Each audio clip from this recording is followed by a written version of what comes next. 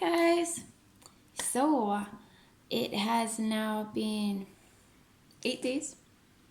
I have been gambling free since 8 days ago.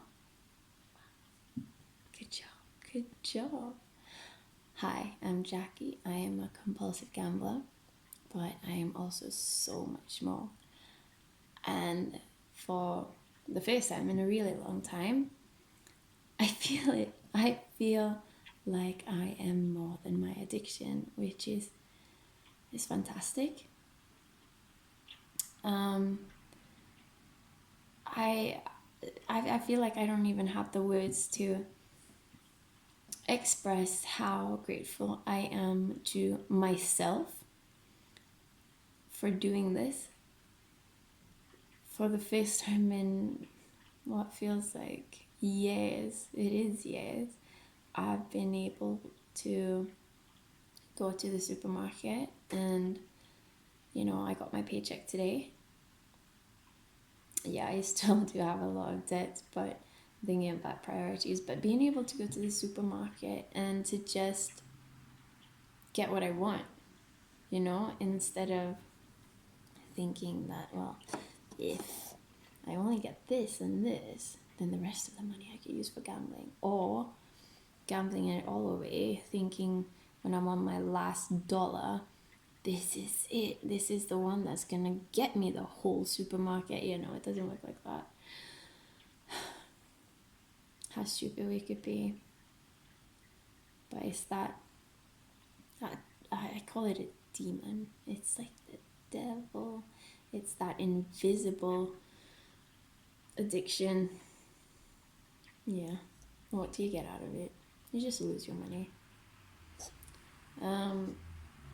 Anyway, so I just wanted to share real quick.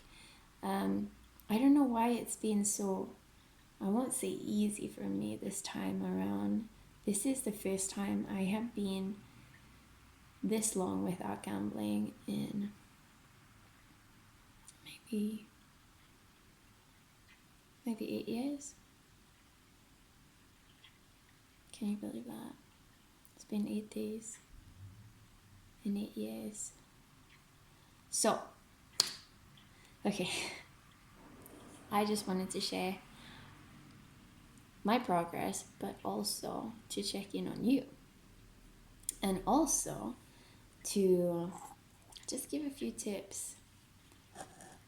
First off, I don't know if you've noticed, but when I'm talking in my videos or when I'm starting it off, I say I'm a compulsive gambler, but I'm so much more.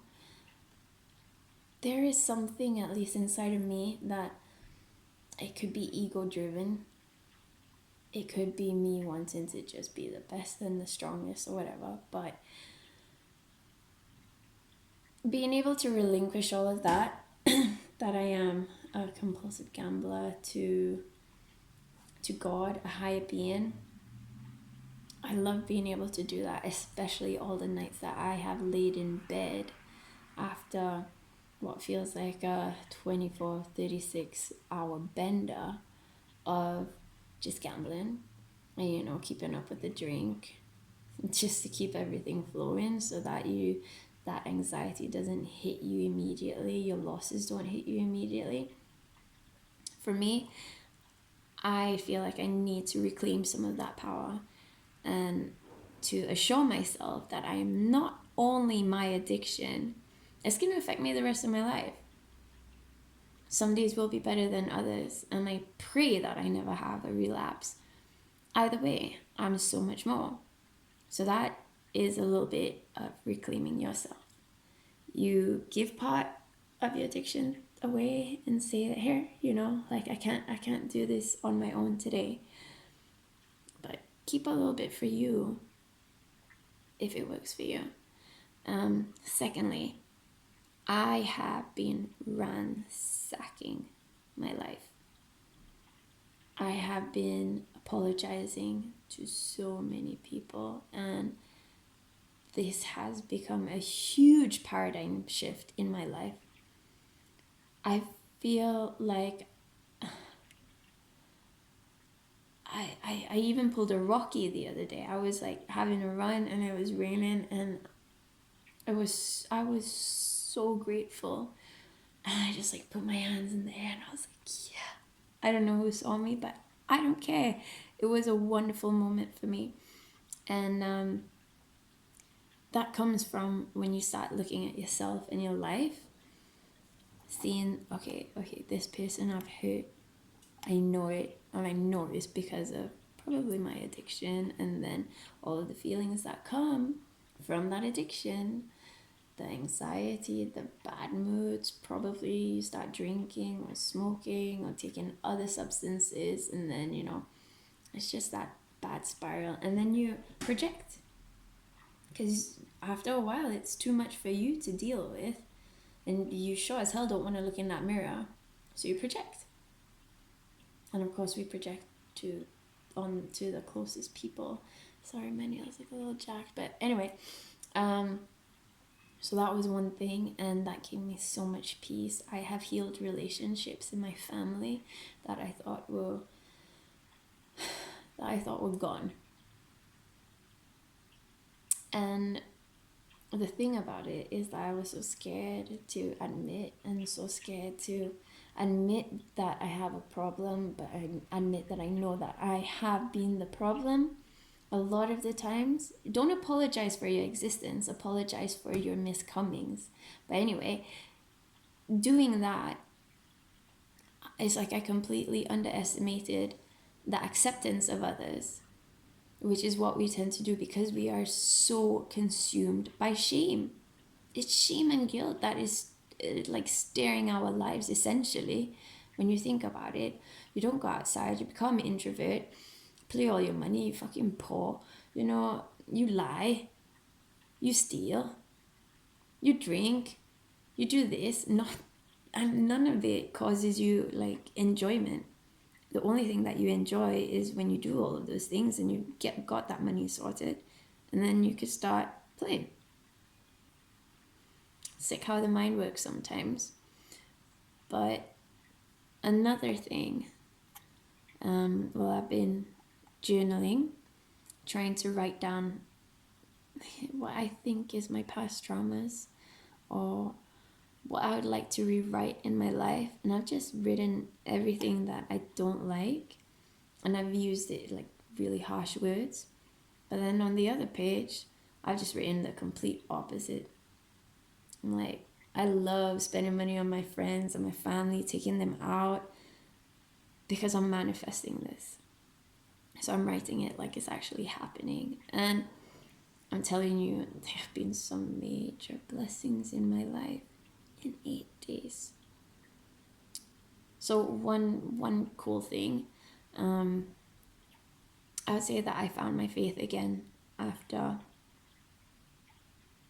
10, 11 years. Maybe a couple of months ago. I am a Protestant, a Methodist, and grew up in the church. But I don't know, I just like lost it when I started gambling, you know. Oh, there's no help for me, woe is me. And anyway, I've been getting so much support from people who are Christians, people who are spiritual, not religious, either way. And then on Friday, so that's like 3 days ago, I get home after work and I check my mailbox, and there is a version of the New Testament in my mailbox. No known sender. And it was like in a cute plastic packaging with a cutout heart on it. I took that as a sign. How can you not take that as a sign that you are on the right track? Another one was, I felt for a bear. It's been a really long time since I've just like wanted the taste of a bear. I've worked bars and restaurants and courses and stuff, so alcohol has kind of always been in my life, but I've never indulged until I really started gambling, and gambling heavy. And so I went down to an Indian restaurant that sits on top of a bus station. Why? I just felt this vibe go over there. And when I went there, I met the most amazing man who owns this place, who moved to this tiny town about 3 years ago. And he sits down and he's talking to me, and I only had money for one bit.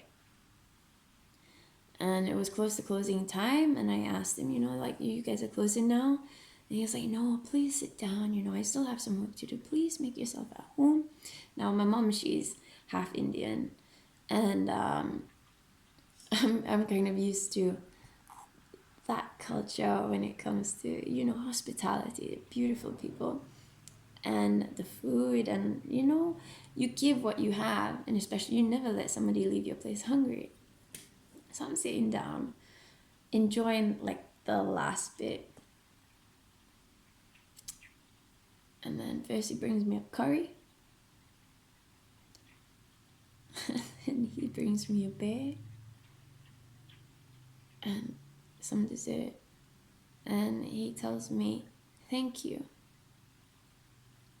He tells me, thank you.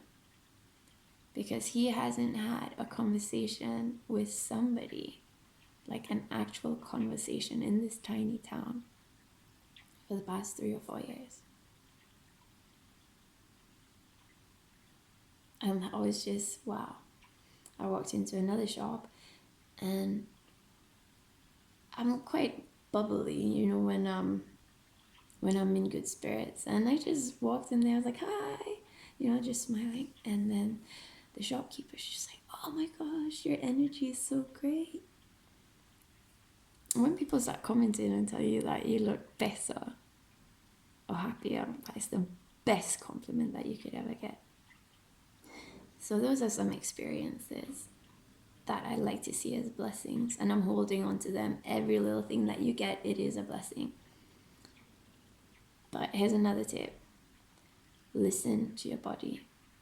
I really tried, like when I was in my last video, when I said sit in your shit. When you sit in your shit, everything starts coming to you, your flaws, your mistakes, your past hurt, your past trauma, whatever. These things, they come to you when you're still. And I've started listening to my body. Like, for example, I could go a couple of days without food. I mean, like now I'm trying to put on meat on this body, working out, and I know that I will get there, but now I'm really trying to listen to myself when I come home from work. For example, Jackie, are you tired? If you're tired, go take a nap. The day doesn't have to be ruined. You could take a 25-minute nap, that's fine. Jackie, are you thirsty? Drink water. Are you hungry? Because all of those basic essential things that we need, they are part of our reward system. Gambling is not. But those basic things, they are a reward to us. So when you sit down and you listen to yourself and you're like, okay, I'm really, really hungry, but I'm not going to eat. What do you think happens? Then you could get agitated, grumpy. Your mood starts going down. Maybe someone pisses you off. Boom, that's a trigger. Where do you go? You go start gambling. So whenever you have the time, well, not when you have the time, and you live in your body, listen, because it is telling you something. Small things like that. Tired, hungry, thirsty, even sex. Sex is part of our reward system. If you need to beat one off so that you don't have to feel agitated or irritated, go do that. Hopefully at home, in your bathroom, or in your bedroom, not at work, but you get the gist of what I'm saying. Listen to yourself and give yourself that respect, because you really do deserve it. You've been through enough. I bet if you probably gambled today or yesterday, I bet you're feeling like shit because you didn't win. And you know that you're not going to win back that money. So don't even go there. Every day you could start off fresh. Every day, every moment, every second, you could just say, I'm really going to give it a go this time. Because I want to, because I deserve this. And do it. Start off with the small things. Remember that window? 45 minutes, an hour, 10 minutes, whatever your window until from the time you get triggered until the action. If you have identified that, good. There, you are in tune with you, with your authentic you. You are listening to yourself and you are acting on it. Listening to your body. What does your body need? Mind and body connected. We should never disassociate the two. They are completely connected. There's a lot of hand movements going in here, but I'm dramatic when I speak. Yeah, so that is what I feel I can really share with you at this point. Of course, not every day is gonna be sunshine and roses, but every day that I am not gambling, man, it is so much better than any day that I was. I don't care if it's raining outside or if my kiddo is crying or if I'm sick or whatever it might be. As long as I'm not gambling. Then I'm one step ahead. Then I am one step closer to finding me again. And I know that you will find you. Take the small steps, you know? The things that you feel like you can control. And if you're watching my channel, then you probably have an addiction. And you know what? I have an addiction too. And it sucks. It sucks that somehow, some way, our addiction found us and knocked on our door, and we opened it and we were like, hey, come jump in the bed with me. And it wrecked the rest of our lives. But we're still living, so it's not the rest of our lives. I'm taking this as a huge lesson, but I'm also trying to be extremely humble about it, because I think humility gives understanding. It really does. And it, you know, like, you become more empathetic to other people. You're able to listen to people because you know that the hurt that you have, it's not just you, it's others. So enough with the long talk. I'm very, very happy that you checked out this video, and please do something for you. Please. I don't have to know you, but I know that you're beautiful, and I know that you're trying to change, and I know that you want to repair things in your life, and you can do it. I promise you, you can do it. If I could do it, me, anybody can do it. This is day 8. I'm 8 days closer to where I want to be. Today could be your day 1. Day 1 is always the hardest. Give yourself a chance and try day 1. Be preoccupied with not your thoughts about gambling, but your body. Try connecting this and this. And be like, okay, what can I do for you? I cannot take you out of debt at this second. I cannot repair all of those relationships at this second. But here, I could give you some food. I could give you some water, some sleep, whatever. And I really hope that these little tips work. So I'm sending you so much love and blessings there. You are not alone. You are not alone. Okay? Take care.